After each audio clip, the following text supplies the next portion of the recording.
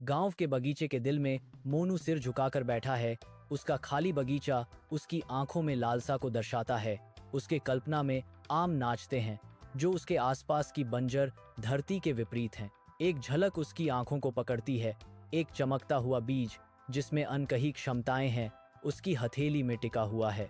बीज पर अंकित एक वादा फुसफुसाता है, मुझे प्यार से बो, मैं जादू दिखाऊंगा। अति प्रसन्न मोनू सावधानी से बीज को मिट्टी में रखता है। उसका दिल उम्मीद से भरा हुआ है। दिन ब दिन वह धरती की देखभाल करता है। पानी की हर बूंद आने वाले जादू में उसकी अटूट आस्था का प्रमाण है। जीवंत जीवन के एक फटने में मोनू के आंगन में एक छोटे से बीज से एक जादुई आम का पेड़ निकलता है जो साधारण को धता बताता है। पेड़ गाता और बोलता है, इसकी शाखाएं असंभव रंगों के आमों से लदी हैं, लाल, नीला और सोना जो धूप में चमकते हैं। हर दिन गांव के बच्चे मोनू के बगीचे में इकट्ठा होते हैं।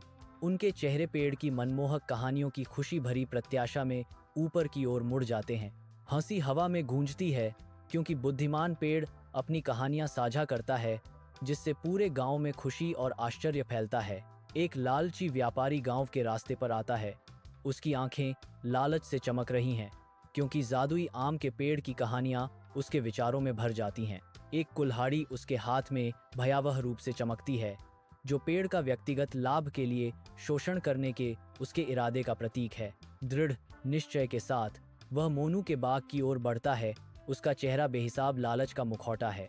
हर कदम उसे उस अनजान बाग के करीब ले जाता है जहां उसकी योजना जादुई आमों को जब्त करने और उन्हें एक भाग्य में बदलने की है। तेज धूप में एक व्यापारी अपनी कुल्हाड़ी उठाता है जो एक विशाल पेड़ पर वार करने के लिए तैयार है। अचानक पेड़ से जादुई हवा का एक शक्तिशाली झोंका निकलता है जिससे व्यापारी हवा में लुढ़क जाता है। मोनू दृढ़ता से खड़ा होता है। गांव वालों को दृढ़ विश्वास के साथ संबोधित करता है, प्रकृति हमारी माँ है, हमें उसकी रक्षा करनी चाहिए। प्रेरित होकर गांव के बच्चे पौधे इकट्ठा करते हैं। उनके छोटे हाथ नया जीवन लगाने के लिए उत्सुक हैं। जैसे ही पेड़ जड़ें जमाते हैं वे बच्चों को प्राचीन कहानियां फुसफुसाते हैं, उनके दिलों को आश्चर्य से भर देते हैं। प्रकृति और मानवता के बीच सामंजस्य से पोषित अंतहीन आनंद पूरे गांव में खिलता है।